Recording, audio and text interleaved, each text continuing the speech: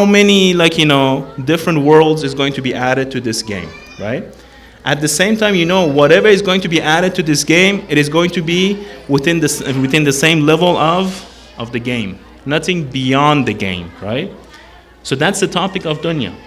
The science that we have can grow so much and can become so advanced in a sense, but it's going to continue at the level of the physical level as we speak of. Something tangible, something that we can actually run tests on, right?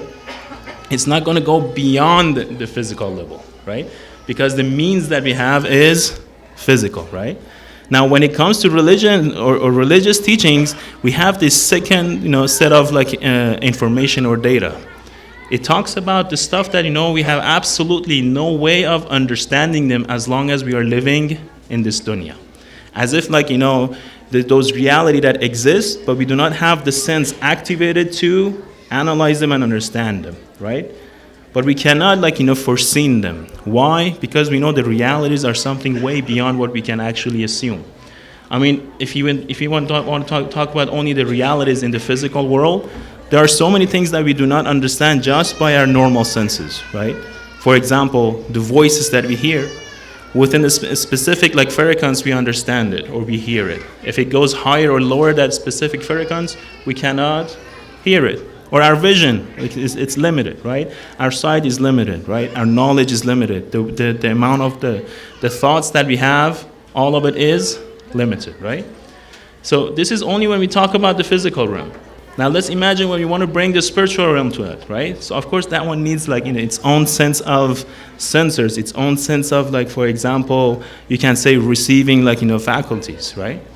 So that's the purpose of religion. What does religion do? It comes, it tells us about the realities in which we cannot perceive by our own physical senses, and it tells us how to cope and how to manage and how to reconcile between this dunya and the hereafter, right? So that's why the lifestyle becomes so important. If you don't pay attention to this lifestyle, what's going to happen? We're just going to take a specific style randomly. When I say randomly, where does this random comes from? It's not a matter of test and try and error, right? It's a matter of the culture that we actually get raised from, right? It's a matter of the media that we actually look. It's a matter of the people that we hang out with, right? They say there are three major factors in a lifestyle. Number one is the environment. The environment that we live in has a direct impact on how we actually live. Number two, the people that we actually live in. The neighbors, the family, the teacher, the students, the co-workers, the fellow students, right? All of them have direct impact on how we actually live. And number three, the specific teachings or guidelines that if the person is going to follow, whether it be in a school, whether it be from religion, whether it be from the family, whatever teachings the person gets, right? So these three are the very first three major principles in which have direct impact on our lifestyle. So now when we want to make sure we have the Islamic lifestyle, we have to take a step back and we have to try to analyze one by one and then see how can we modify this one, that even if you're living in the West, right, we can still manage to have that Islamic lifestyle. Otherwise, what's going to happen? In the long run, where we're going to end up? We're going to end up in somewhere that we don't know whether it's Islam or something even against Islam. Remember we talked about the dual identity? That's what usually happens. When we come to the masajid, we talk about the Islamic values. When you go back to the environment, then all of a sudden we have this different set of values. We come to the masjid, we talk about being humble and being modest. We go back to the society, the value of wanting more and wanting more, becomes a value for us. So there comes a conflict, right? Do I want more in life or do I want to become modest in life? Which one is the value? Which one is the Islamic value, right? Recite the salawat.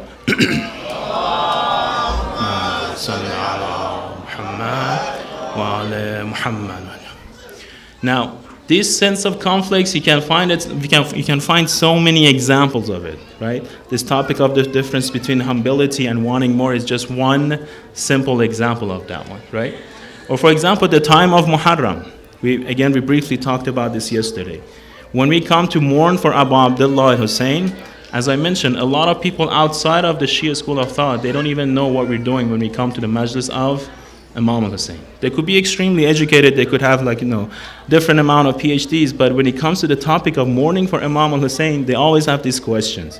And they ask this question, why do Shias, they wear black, and on the day of Ashura they come, they beat their chest, they do crying, and then they raise black flags and they do all this stuff. Is this part of ritual? Is this something that just been happening out of the blue, or is there a philosophy and wisdom behind it, right? And I've had asked this from various people from different countries, and the answer was the same thing. Why? Because the education, the amount of information outside regarding what we do is very limited. Number one, the propaganda against it is at its max, right? So they're constantly getting bombarded by this false propaganda regarding the school of thought of the Shia, calling for example a lot of Shias as fanatic people. Why? Because they only see the image of what we do without the reason behind it. Therefore, they make the conclusion of, oh, these are just a bunch of people who are fanatic and they're just doing this stuff out of the passion that they don't know where they have collected from, right? So what should we do about this? How should we go about this, right? How can we inform our fellow neighbors, our fellow students, our fellow co-workers regarding this one? How can we tell them about the tragedy of Karbala in a way that they can actually relate to, not in a way that they will just mourn and just move on, right? If we want to do a specific act like this, if you want to convey a message, number one, we have to receive the message ourselves, right? If you receive the message, if you practice the message, then we can give the message to other people. But if you have not got that message, if you have not got that ma'arifah, then what are we going to pass on to the other people, right? So that's why a lot of people, they say, when you come and you enter the majlis of Imam al-Hussein, by the time you leave the majlis of Imam al-Hussein, you should be a changed man or woman, right? This majlis of Imam al-Hussein should transform you. No, it should elevate your soul. It should cleanse your soul, right? It should give you a higher sense of understanding. It should give you a higher sense of ma'arifah. No, it should make a closer tie between you and the Imam, right? So when we come, we have to monitor ourselves. The minute I walk into the majlis of Imam al-Hussein till the time that I leave the majlis of Imam al-Hussein, was I able to get that effect from this majlis? Because a lot of times what happens, we come to the majlis of Imam al-Hussein, but we come here for different intention. Sometimes we come here to socialize. Sometimes we come to majlis of Abu Abdullah al-Hussein for the food. Sometimes we come to majlis of Abu Abdullah al-Hussein for the picture and the videos and all this stuff. Sometimes we come to majlis of Imam al-Hussein to be cool, right? So it could be so many different intentions. But when we go back to Islamic lifestyle, we see what is the primary criterion to attend the majlis of Imam al-Hussein is ikhlas, sincerity, right? So when you make that, the first step to the majlis of Imam al-Hussein, make sure you clear your heart out, right? You make that purification in your soul, in your intention, that, oh Allah subhanahu wa ta'ala, I'm going to majlis of Aza of Imam al-Hussein just for the sake of getting closer to you. Nothing else, right? I don't want anything else from this majlis except this closeness to Allah subhanahu wa ta'ala. Isn't that what was the wish and the last wish of Imam al-Hussein? When we look at the Maqatil, right? On the very last minute, Imam al-Hussein has this prayer as he's laying on the plain of Karbala, right? That's when he opens his eye and he starts talking with Allah subhanahu wa ta'ala, and he says, I am content with your razaya, O Allah, right? Meaning that, no matter what you give me, I'm still content with whatever you have pleased or you have willed for me. So that shows the perspective of the Imam. And what does the Imam do? He comes to lead us, right? Meaning that he comes to teach us, what should be the proper perspective for us. So when you come to majlis of Imam al-Hussein, we should find this closeness to Allah subhanahu wa ta'ala throughout the majlis and even after the majlis. Of course, when we go back to the society, we go back to the normal daily stuff, a lot of times we forget about this one.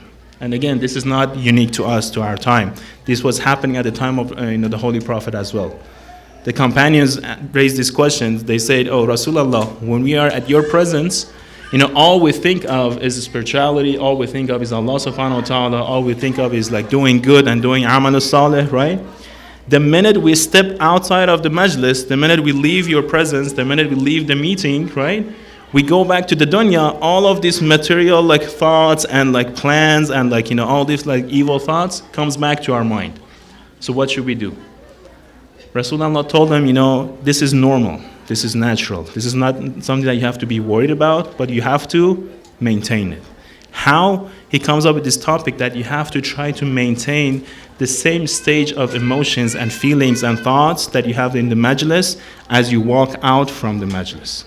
Little by little, try to extend this feeling from the majlis to your entire life, right? So this topic of remembering and reminding comes to play, right? We talked about it yesterday.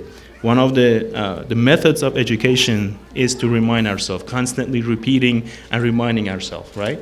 So it is through this remembering and reminding of ourselves that we actually can, apply this concept of closeness to Allah subhanahu wa ta'ala in every aspect of our life.